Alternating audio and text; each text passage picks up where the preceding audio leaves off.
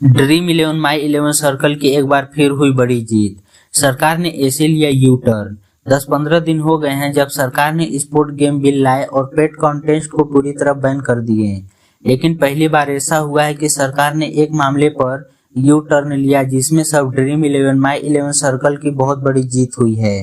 क्या है पूरा मामला हम आपको बताते हैं। सरकार के साथ हुई मीटिंग। जी हाँ, सरकार ने चर्चा के लिए बुलाया जो फैंटेसी ऐप के रिप्रेजेंटेटिव हैं जैसे ड्रीम इलेवन माई इलेवन सर्कल एमपीएल XYZ। सरकार ने इन सभी के रिप्रेजेंटेटिव को बुलाया और सरकार इनके साथ एक बहुत बड़ी मीटिंग की है। बैन के बाद पहली मुलाकात। और आपको बता दें कि सरकार ने पेट कॉन्टेस्ट पे बैन लगाया, स्पोर्ट गेमिंग बिल इंट्रोड्यूस किया। उसके बाद पहली बार सरकार ने बिल लेकर आया। उससे पहले बात करना मिलना कुछ जरूरी नहीं समझा, कोई चर्चा इनके साथ नहीं की। लेकिन अब सरकार इनसे बात कर रही है और इनके साथ चर्चा कर रही है। लेकिन मुद्दा क्या है? फैंटेसी कंपनी के अधिकारी मिले और जितनी भी फैंटेसी कंपनी है उनके साथ जो भी अधिकारी हैं वो मिले, सरकार के लोग से, सरकार के रिप्रेजेंटेटिव से मिले और फैंटेसी ऐप के तरफ से अपनी बात रखी गई। और सरकार का भी जो पक्ष है इस पूरे मामले पर उन्होंने जानना चाहा। केंद्रीय वैष्णवी से मुलाकात। और आपको बता दें कि केंद्रीय मंत्री अश्विनी वैष्णव सरकार की तरफ से इन फैंटेसी ऐप के जो रिप्रेजेंटेटिव हैं उनसे मिली, उनसे चर्चा की, अपना जो पॉइंट थे उनको बताया, उनके जो पॉइंट थे उन्होंने भी समझे।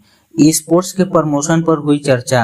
अब सरकार ये चाह रही है कि जो स्पोर्ट्स है, स्पोर्ट्स के जो सेटअप है, स्पोर्ट्स का जो कल्चर है, सरकार उसको बढ़ाना चाहती है। सरकार उसे काफी आगे ज्यादा ले जाना चाहती है और इन सभी मुद्दों पर सरकार ने माई इलेवन सर्कल वालों से, ड्रीम इलेवन वालों से और बाकी जितने भी फैंटेसी ऐप वाले हैं उनसे बात की। यानी कि सरकार उनके सामने भी कुछ ऐसी चीजें भी लेकर आ रही है जिनसे अगर वो आगे बढ़ते हैं तो उनका भी फायदा हो सकता है। लोगों के पैसों को लेकर भी बात।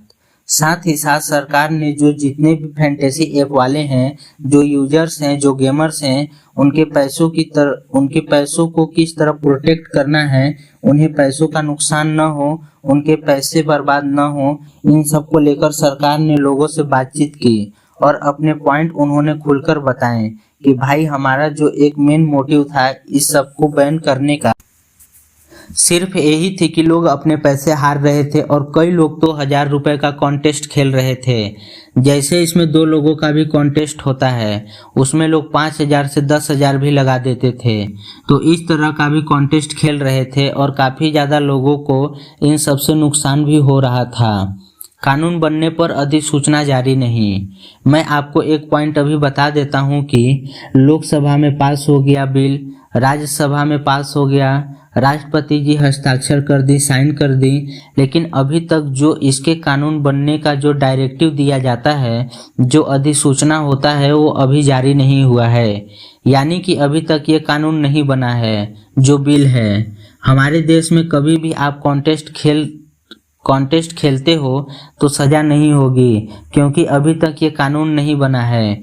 खेलने वालों का कोई जुर्माना नहीं। और वैसे भी सरकार की तरफ से क्लियर है, जो खेले हैं, जो लोग अभी भी खेल रहे हैं, जो अभी भी फ्री कॉन्टेस्ट खेल चल रहे हैं, जो अभी लोग लाखों रुपए जीत रहे हैं, अभी भी जो चल रहे हैं, उस पर खेलने वालों पर किसी प्रकार की कोई जुर्माना सरकार की तरफ से नहीं लगाया जाएगा।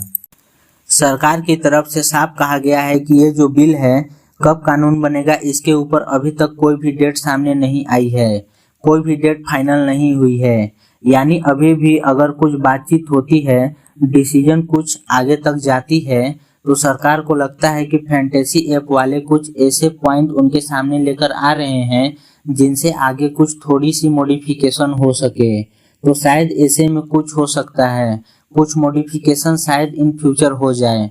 और वैसे भी मैं आपको बता दूं कि कर्नाटका हाई कोर्ट में अभी भी मामला है। 8 सितंबर की इसकी अगली सुनवाई होगी। 8 सितंबर को पता लगेगा कि इसमें सरकार ने क्या पक्ष रखा, कोर्ट ने आगे क्या राय दे रहा है।